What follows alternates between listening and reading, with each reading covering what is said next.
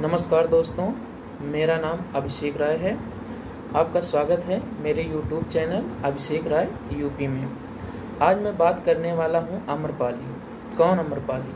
आम्रपाली वही जिसकी सुंदरता ने उसे नगर बधू बना दिया। तो कहानी शुरू होती है वैशाली से। वैशाली राजधानी थी वज्जी की। वज्जी बिहार, वर्तमान बिहार में 3 प्रकार के महाजनपद थे: वज्जी, अंग, मगध। वज्जी उसी में से उसकी राजधानी वैशाली थी। तो कहानी यह है वैशाली की। आम्रपाली वैशाली की थी। तो कहानी शुरू होती है कि वैशाली के राज दरबार का एक उद्यान था। उद्यान मतलब बगीचा। तो उसमें एक माली काम करता था और एक दिन वो उद्यान में काम करते हुए एक आम के वृक्ष के नीचे पहुंचा। उसे वहां से एक कन्या प्राप्त हुई, एक छोटी बच्ची प्राप्त हुई। तो वो बच्ची देखने में बहुत अच्छी थी, छोटी बच्ची थी, काफ़ी अच्छी थी। तो वो कन्या को लेकर राजा के पास लेकर गया। राजा ने उसको देखा, वो भी कहे उसको पालन पोषण का जिम्मेदारी उसी माली को दे दिया कि आप इसका पालन पोषण करिए। तो जैसे जैसे अब राजा का आदेश था, जैसे राजा का आदेश मिला तो उसको राजा के आदेश का पालन करना था। तो वो माली बच्ची को लेकर अपने घर गया, उसका पालन पोषण करने लगा। तो धीरे धीरे बच्ची बड़ी होने लगी और उसकी सुंदरता जैसे चंद्रमा की कलाएं बढ़ती हुई और सुंदर होती जाती हैं, उसी तरह उस लड़की की सुंदरता भी लगातार बढ़ती जा रही थी। उसकी सुंदरता का चारों तरफ चर्चा होने लगा, बखान होने लगा कि एक कन्या है माली के पास जिसका नाम आम्रपाली है। आम्रपाली उसका नाम बेसिकली इसलिए पड़ा क्योंकि वो आम के वृक्ष के नीचे से प्राप्त हुई थी। तो राजा ने इसी वजह से उसका नाम आम्रपाली रख दिए थे कि आम के वृक्ष के नीचे से प्राप्त हुई कन्या, इसका नाम आम्रपाली है। तो कहानी आगे बढ़ चुकी है कि आम्रपाली धीरे धीरे बड़ी हो रही है और उसकी सुंदरता भी काफ़ी अच्छी है और उसकी सुंदरता का चारों तरफ बखान होने लगा, वर्णन होने लगा। तो उसकी सुंदरता के बारे में कुछ मैं पॉइंट्स नोट किया हूँ कि क्या क्या कहा जाता है। उसके केस के बारे में कहा गया है। उसके केस जो थे भंवरों के गुच्छ के समान थे और उसके भौहें और उसके नाक, इस सब का काफ़ी चर्चा किया गया है। उसकी नाक सुडौल और उसकी भौहें कमान की तरह थी और दांत जो थी जूही की कली के समान थी और उसकी आंखें नीलमणि के समान थी। कान चिकने गोल स्वर्ण के समान, जैसे स्वर्णकार उसको गढ़ा हो, और गर्दन उसका वर्तुलाकार, आवाज़ मधुर, मधु से भरा हुआ, लोगों को अपने तरफ आकर्षित करती थी। और उसकी एड़ियों की चर्चा हुई है कि उसकी एड़ियाँ जो थी रुई के समान सॉफ्ट थी और उसके हृदय स्थल के बारे में, स्तन के बारे में कहा गया है कलश के समान गोल और सुडौल थे।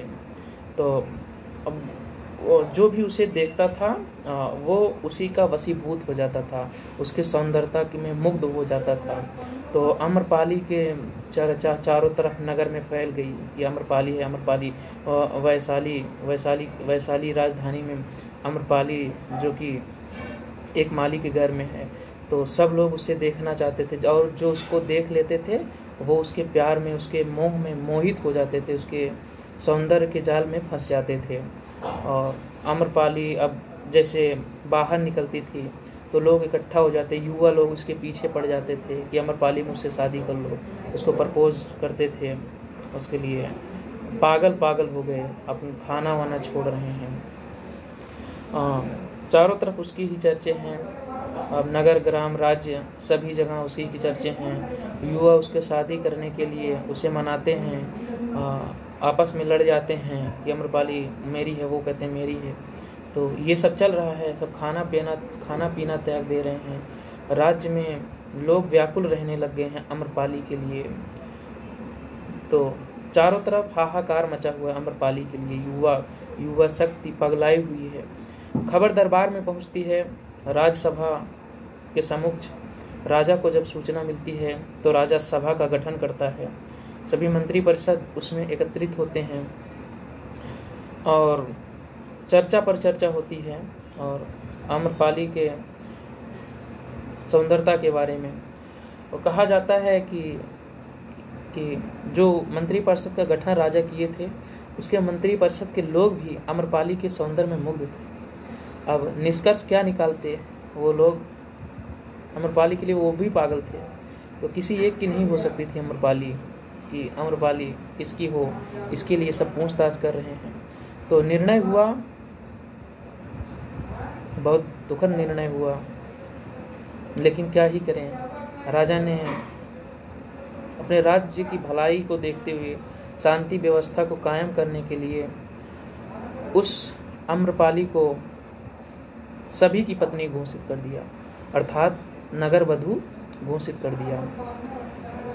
आम्रपाली को अभी सूचना नहीं मिली है, निर्णय हो गया कि वह अब नगर वधू बनेगी, वैश्या बन गई। और कहा जाता है प्राचीन इतिहास में सबसे पहली वैश्या आम्रपाली थी, जिसको राज्य ने वैश्या का दर्जा दिया था। अब वह सभी की पत्नी हो गई है, अब वो सबके लिए पत्नी है। ऐसा करने का मुख्य उद्देश्य जो था, हमने कुछ पॉइंट उसके लिए नोट किए हैं, आपको बताते हैं कि अब वह सभी के लिए उसकी पत्नी हो गई है। ऐसा करने का मुख्य उद्देश्य था कि यदि आम्रपाली का विवाह किसी एक पुरुष से हो जाएगा तो लोग उसके प्रांत में उसको प्राप्त करने के लिए आपस में लड़ मरेंगे, और ऐसे में एक युवा दूसरे युवा से टकरा जाएंगे। और एक पक्ष यह भी है कि मंत्रिपरिषद का भी इसमें स्वार्थ था, वो लोग भी चाहते थे कि हम आम्रपाली को प्राप्त कर लें। तो आम्रपाली को प्राप्त करने के लिए तथा राज्य की सुरक्षा शांति व्यवस्था को कायम करने के लिए निर्णय हुआ कि आम्रपाली अब नगर वधू रहेगी। आम्रपाली सभी की है, आम्रपाली किसी की भी साथ रह सकती है। लोग उसके साथ, उसकी हर रातें अलग अलग लोगों के साथ व्यतीत होने लगी, और लोग उसके साथ रातें व्यतीत करते थे और उसे पैसा देते थे। अब वह दरबार में रहने लगी, उसको एक राज दरबार दे दिया गया, उसके लिए एक मकान हो गया, उसका अपना महल था। उसकी प्रत्येक रातें भिन्न भिन्न मर्दों के साथ व्यतीत होने लगी। मंत्री, व्यापारी, सेठ, धनी लोग तथा दूसरे राज्य के राजा व धनी व्यापारी उसके साथ रात बिताने लगे। तो कहानी आगे बढ़ती है कि खबर चारों तरफ फैल गई। अब उसके राज्य से बाहर भी खबर जाने लगी कि एक आम्रपाली है वैशाली में, जो बहुत सुंदर है। लोग उससे मिलने के लिए, उसके साथ रातें बिताने के लिए व्याकुल रहते हैं, पगलाए रहते हैं। खबर अन्य राजाओं ने सुना, अन्य राज्यों से भी लोग अब उसके पास आने लगे, उसके साथ, उसको धन देकर उसके साथ रातें बिताने लगे। और वो धीरे धीरे उसकी चर्चा मगध पहुंची। उस समय मगध प्रांत 16 महाजनपद में सबसे शक्तिशाली था। वहाँ का प्रथम राजा बिम्बिसार थे, जो प्रथम ऐतिहासिक राजा के रूप में मान्यता प्राप्त है। बिम्बिसार के पास खबर पहुंचती है। बिम्बिसार के मन में भी जिज्ञासा होती है कि आम्रपाली से मिला जाए। वह आम्रपाली से मिलने के लिए एक दो बार चुपके से भी वैशाली आते हैं और उससे मिलते हैं। एक दो बार राजा के रूप में भी आते हैं और उससे मिलते हैं। कहते हैं बिम्बिसार को आम्रपाली से प्रेम हो गया और वो धीरे धीरे अब किसी के पास आने लगे। और अगर इतिहास पढ़ा जाए, एंशिएंट हिस्ट्री, तो उसमें बिम्बिसार की एक पत्नी का नाम वैशाली मतलब आम्रपाली भी मिलता है, जो कि वैशाली की रहने वाली थी। और ये वही वैश्य है जिससे आम्रपाली, मतलब जो वही वैश्य आम्रपाली है जिसका बिम्बिसार से विवाह होता है।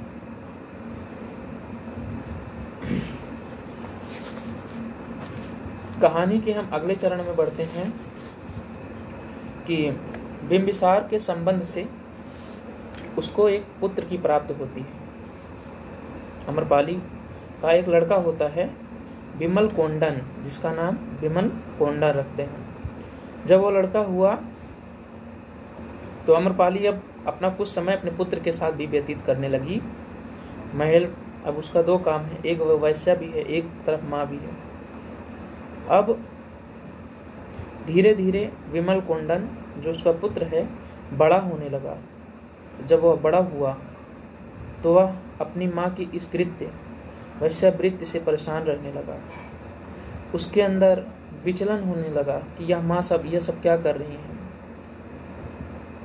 और एक तरफ नगर में आम्रपाली के प्रति नफरत भड़क रही है, क्योंकि सभी युवा उसी पर मोहित हैं, और वह जो आग भड़क रही है, युवतियां महिलाएं अब उससे बैर करने लगी, ईर्ष्या करने लगी, क्योंकि उनके पति जो थे मतलब युवतियों की जो पति या उनके प्रेमी थे, अब वो आम्रपाली से भी मोहित रहते थे। यह सब देखकर विमल कोंडन बहुत परेशान रहने लगा कि नगर में लोगों का घर उजड़ रहा आम्रपाली के लिए, समाज में काम वासना फैली हुई है, वह यह सब देख रहा है। उसके अंदर वैराग्य की भावना उत्पन्न हो गई विमल कोंडन के अंदर। तो परिवार का त्याग कर देता है, बहुत परेशानी से वह भगवान बुद्ध के शरण में जाता है और बौद्ध धर्म अपना लेता है, बुद्ध से शिक्षा लेता है, और बुद्ध से शिक्षा प्राप्त होने के बाद वह बौद्ध भिक्षु हो जाता है। बौद्ध भिक्षु के रूप में वह एक दिन अपनी माँ से मिलने जाता है। माँ उसे देखती हैं, काफ़ी प्रसन्न होती हैं क्योंकि उसका पुत्र है, लेकिन वह एक बौद्ध भिक्षु के रूप में गया हुआ है। अपनी माँ को उपदेश देने लगा कि हे माँ, कि ये शरीर जो है नाश्वर है, इसके अंदर गंदगी भरी है, वासना भरी है, जो हमारे नाक, हमारे आँख, हमारे कान, हमारे मुख से निकलता है वह सब गंदगी है। मलमूत्र के रूप में हम जो त्याग करते हैं, जननांग से जो भी कुछ निकलता है सभी गंदगी है। हे माँ, यह शरीर एक दिन नष्ट हो जाएगा, केवल आत्मा ही सत्य है। हे माँ, हम आपको ये सब चीज़ों का त्याग कर देना चाहिए, काम वासनाओं का त्याग कर देना चाहिए। शरीर नश्वर है, नष्ट हो जाएगा, इसके ऊपर ये जो चमड़े की परत है ये सूख जाएगा, इसमें झुर्रियाँ पड़ जाएंगी, ये सुंदरता हमेशा कायम नहीं रहती है, एड़ियाँ फट जाएंगी, चेहरे पे झुर्रियाँ पड़ जाएंगी, आँख से सब धूमिल दिखने लगेगा, बाल झड़ जाएंगे,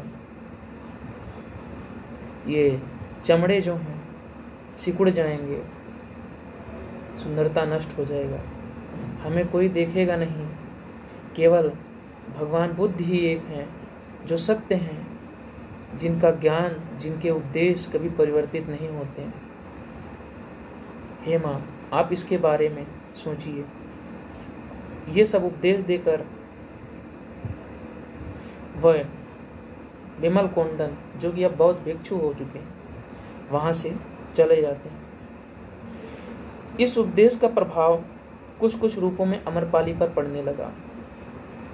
उसमें बुद्ध के प्रति, भगवान बुद्ध के प्रति श्रद्धा उत्पन्न हुई, श्रद्धा जाग गई।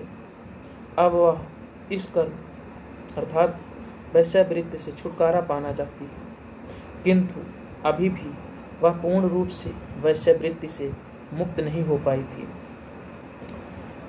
किंतु जैसे जैसे समय बीतता रहा वह इससे दूर हटने लगी और बुद्ध की भक्त हो गई।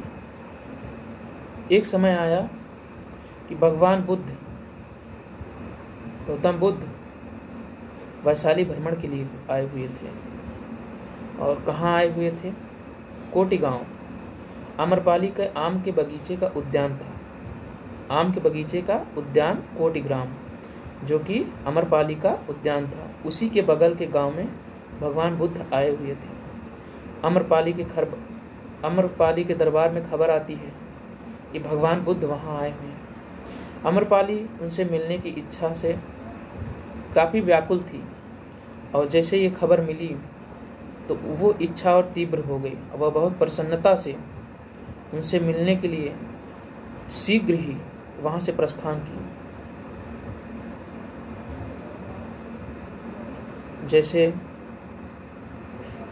वह भगवान बुद्ध के मठ, जहाँ पर वो रुके हुए थे, वहाँ पर पहुँची, तब बौद्ध भिक्षु अन्य बौद्ध भिक्षु जो उनके शिक्षक थे, जो अभी अभी उनके शिक्षा ग्रहण करना शुरू किए थे, अमरपाली की निंदा करने लगे। किंतु भगवान बुद्ध एक ऐसे परमात्मा है, एक ऐसे सच्चिदानंद है जो कभी किसी की निंदा नहीं की। वे करुणा के खान हैं, जीवात्मा के मित्र हैं, महाज्ञानी हैं, धर्म के ज्ञाता हैं। उन्होंने अमरपाली को अपने दरबार में, जहाँ पर वह ठहरे हुए थे, वहाँ पर स्वागत किया। अमरपाली वहाँ आती है, बुद्ध ने उन्हें शिक्षा दिया, उन्हें ज्ञान दिया। वह भगवान बुद्ध के ज्ञान से काफ़ी प्रभावित हुई और रोने लगी और भगवान बुद्ध की भक्त हो गई और बौद्ध धर्म धारण करने के लिए अपने मन में एक संकल्पना की, निश्चय किया कि हाँ, हमें भगवान बुद्ध के शरण में जाना है। जब वह भगवान बुद्ध के पास से जाने लगी तो उसके मन में एक भाव जागृत हुआ कि क्यों ना भगवान बुद्ध को भोज के लिए आमंत्रित करूं। अमरपाली ने गौतम बुद्ध को और अन्य बौद्ध भिक्षुओं को कल के भोज के लिए आमंत्रित किया कि हे प्रभु, हे स्वामी, आप कल अपने बौद्ध भिक्षुओं के साथ मेरे घर भोज के लिए पधारिए। भगवान बुद्ध ने निमंत्रण स्वीकार कर लिया। खबर चारों तरफ नगर में फैल गई कि अमरपाली, जो कि एक वैश्या है, भगवान बुद्ध से मिलने गई थी। उसकी ये हिम्मत, और उसने भगवान बुद्ध को भोज के लिए आमंत्रित कर दिया। चारों तरफ चर्चा होने लगी। भगवान बुद्ध जाएंगे कि नहीं जाएंगे। भगवान बुद्ध परम ज्ञानी थे, उन्होंने उसके निमंत्रण को स्वीकार कर लिया। परम दयालु हैं, अपने भक्तों पर कल्याण करते हैं, इसलिए वो अपने मन में संकल्प किए, हाँ, हमें जाना है।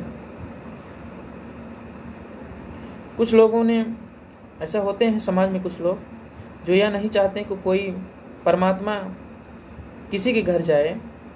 कुछ लोग ऐसे होते हैं, भटकाने का प्रयास करते हैं।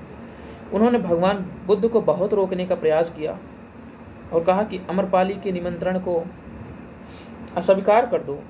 मैं आपको भोज के लिए, आपके बौद्ध भिक्षुओं को भोज के लिए आमंत्रित करता हूँ। बहुत सारे प्रांतपति, राजा, छोटे राजा, उनको आमंत्रित किया, लेकिन भगवान बुद्ध ने सीधा कह दिया कि मैंने अमरपाली के निमंत्रण को स्वीकार कर लिया है। लोग काफ़ी परेशान हुए, किंतु परेशान आशे उलझन में रहे कि भगवान बुद्ध जाएंगे, एक वैश्य के घर जाएंगे। लोग ताना मारने लगे।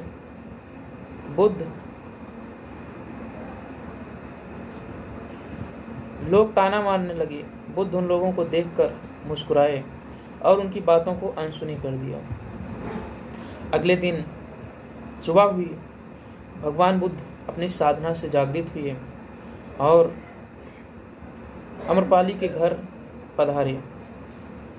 और वे अमरपाली के घर पहुंचते हैं, वहाँ भोज करते हैं, बौद्ध भिक्षु भी भोज करते हैं और वे काफ़ी प्रसन्न हुए।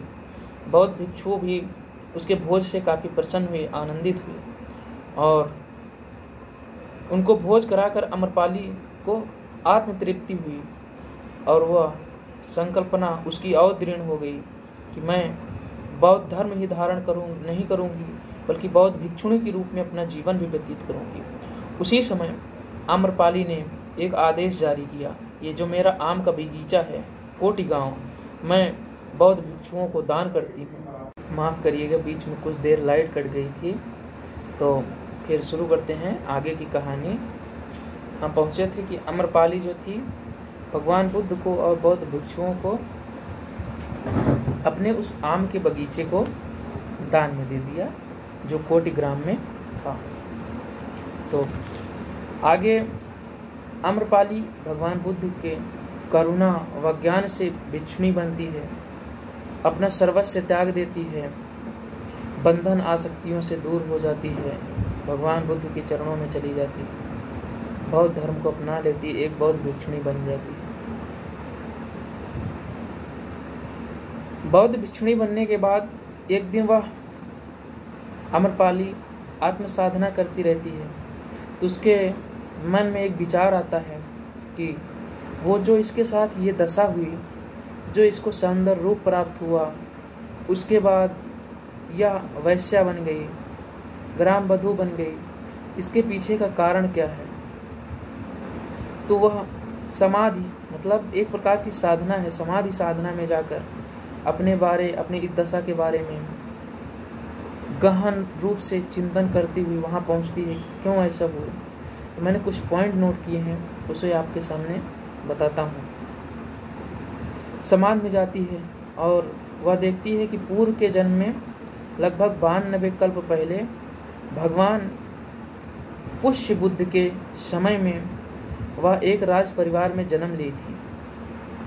92 कल्प पहले भगवान पुष्य बुद्ध के एक रूप हैं, उनके समय में वह एक राज परिवार में एक राजा की पुत्री के रूप में जन्म ली थी और बौद्ध संघ व बौद्ध भिक्षुओं को काफ़ी दान दक्षिणा दिया करती थी और अपने मन में उन्हें दान देते वक्त यह कामना करती थी कि वह सुंदर रूप प्राप्त करे, काफ़ी सुंदर एक युवती के रूप में वो हो और उसके सौंदर्य का प्रसार हो। तो उसने देखा कि हम इस प्रकार से मुझे सौंदर्य रूप की प्राप्ति हुई। अब फिर वह आगे सोचती है कि मैंने वैश्यावृत्ति मुझे क्यों मिला, मेरे इस कष्ट का कारण क्या है। तो मैं उसके लिए आगे बताता हूँ। लेकिन जैसे वह यह जानने की कोशिश करती कैसे वैश्या बनना पड़ा, तो वह बताती है कि 31 कल्प पहले सिखी भगवान बुद्ध के समय, नोट कर लीजिएगा, सिखी भगवान बुद्ध के समय बौद्ध धर्म उसने धारण कर लिया था, एक बौद्ध भिक्षुणी के रूप में थी और उस समय कोई बौद्ध पर्व था, सभी बौद्ध भिक्षुणियाँ उसके आश्रम में आई हुई थी और एक स्तूप छोटा सा भगवान बुद्ध के पूजन के लिए एक चबूतरे टाइप का एक पूजा स्थली का निर्माण हुआ। वहाँ पर सभी बौद्ध भिक्षुणियाँ इकट्ठा हुई, उसी में आम्रपाली वहाँ पर साफ सफाई करती, उसको साफ सुथरा की हुई थी। का बौद्ध भिक्षु उससे बहुत प्रसन्न रहते थे। तो जो बौद्ध भिक्षुणियाँ वहाँ ऋषि के मतलब बौद्ध भिक्षु के आश्रम में आई हुई थी, उन्हीं में से किसी एक ने खिखार कर अपना जो मलगम आता है उसको थूक दिया, उससे वहाँ पर गंदा हो गया। आम्रपाली काफ़ी गुस्सा हुई, उसको क्रोध आया कि मैंने इसका साफ सफाई किया, इसने भगवान बुद्ध के पास में सिखी भगवान बुद्ध के सम्मान में उसके साफ सफाई में गंदगी कर दिया। तो उसने पूछा कि किसने ऐसा किया, किसी ने बताया नहीं। तो काफ़ी रुष्ट हो गई और जो उससे बिगड़ने लगी कि कौन किया, काहे किया। और पूरा आम्रपाली गंदगी को देखती है और क्रोध हो जाती, कुपित हो जाती है और क्रोधवश कहती है कि कौन वैश्या व्यभिचारिणी ये गंदगी यहाँ गिराई है। अब लोगों ने उसको रोकने की कोशिश की कि ऐसा मत कहो, किसी बौद्ध भिक्षुणी ने ही किया होगा, वो बौद्ध भिक्षुणी है जिसने ऐसा किया है। किंतु वह नहीं मानी, वह बौद्ध भिक्षुणी को वैश्या कहकर निंदा अपमान करती रही और उससे यह काम अनजाने में हुआ। जो बौद्ध भिक्षुणी, क्योंकि उसे छींक आ रही थी, काफ़ी जोर से छींक आई, उसी वक्त वो नाक की गंदगी जो थी उस पूजा स्थल पर गिर गया। तो आम्रपाली उसका निंदा करती है, वो कुछ बोलती नहीं है बौद्ध भिक्षुणी। इसी कारण से उसे जो निंदा की थी एक बौद्ध भिक्षुणी की, एक बौद्ध साध्वी की निंदा की, इससे भगवान बुद्ध काफ़ी कुपित हो गए और इसी कारण से उसे वैश्या बनना पड़ा, उसे ऐसे नर्क की दशा प्राप्त हुई। यही नहीं, वह वैश्या के रूप में उसका यह आम्रपाली का पहला जन्म नहीं था कि ये पहला जन्म हुआ हो कि आम्रपाली वैश्या बनी इसी जन्म में, कि आम्रपाली के रूप में वैश्या बनी इसी जन्म में, काफ़ी सुंदर। उससे 10,000 जन्मों तक वैश्या का रूप भोगना पड़ा, वैश्या के रूप में उसे अपना जीवन व्यतीत करना पड़ा।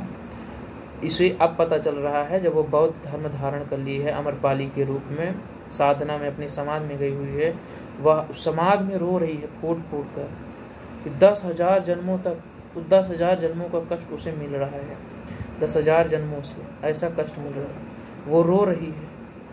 वो भगवान बुद्ध को से क्षमा उसी समाधि में मांग रही है। समाधि मतलब साधना होता है, आंख मूंद कर ऐसे समाधि साधना कर रही है। वो भगवान बुद्ध से काफ़ी क्षमा मांगती है कि हे बुद्ध हमें क्षमा करें, मुझे ऐसा ज्ञान नहीं था। वो अपने समाधि में ऐसा सोचती है। यह अमरपाली का वैश्य रूप का एक जन्म नहीं था, उसे 10,000 जन्मों तक वैश्या का रूप प्राप्त हुआ। वह इन सब कष्टों को देखती है और बौद्ध भिक्षुणी के रूप में वह काफ़ी प्रचलित हुई। वह पहली बौद्ध भिक्षुणी थी, पहली महिला बौद्ध भिक्षुणी थी जिसने बौद्ध धर्म धारण किया और इस सिद्धि को प्राप्त किया। अब वह एक पूरी तरह से पूर्ण रूप से एक साध्वी हो चुकी है। इस जन्म में जब उसे अमरपाली का जन्म मिला, भगवान बुद्ध को और बौद्ध भिक्षुओं को भोजन कराने, उनका उपदेश सुनने, बौद्ध धर्म धारण करने से पिछले जन्म का जो पाप था वो नष्ट हो गया और उस समय से भोगते आ रहे दुखों का धीरे धीरे धीरे धीरे समाप्ति हो गया। अब वह बहुत साधना करने लगी, दान देने लगी, अपना सर्वस्व त्याग कर दिया, बौद्ध धर्म धारण कर लिया, भगवान बुद्ध का प्रचार प्रसार करने लगी, उनकी सेवा में, उनकी आराधना में हमेशा लीन रहने लगी। उसके पाप अगले जन्म के नष्ट हो गए और पुण्य धीरे धीरे करके उसके पाप पर छा गए। अब वह एक साध्वी है। अमरपाली जो कि पहले एक वैश्य थी, एक साध्वी हो गई। इसलिए वह आगे कहती है कि हमें किसी व्यक्ति का कटुता से निंदा नहीं करनी चाहिए। यदि हमसे ऐसी कोई भूल भी होती है तो तुरंत उससे माफ़ी मांग लेनी चाहिए और आत्मग्लानि करनी चाहिए। और ये सत्य भी है कि अगर आप किसी की निंदा कर दिए हैं, तुरंत उससे सॉरी बोल दीजिए कि मुझे ऐसा नहीं करना चाहिए था। अगर आप ज़्यादा कटुवश हैं तो थोड़ा आत्मग्लानि करनी चाहिए, भगवान से माफ़ी करना चाहिए, मंदिर जाना चाहिए कि मुझे ऐसा नहीं करना चाहिए था। तो ये थी कहानी एक अमरपाली की, कैसे वह एक साधारण बच्ची से धीरे धीरे एक रूपवती कन्या बनती है और उसका आगे के कहानी में कि नगर के पुरुष उसके रूप सौंदर्य के वशीभूत हो जाते हैं, आपस में लड़ने लगते हैं। फिर धीरे धीरे लोग उससे विवाह, उससे शारीरिक संबंध बनाने के लिए आकुल रहे। खबर दरबार में पहुंचती, उसके निर्णय हुआ कि वह नगर वधू रहेगी।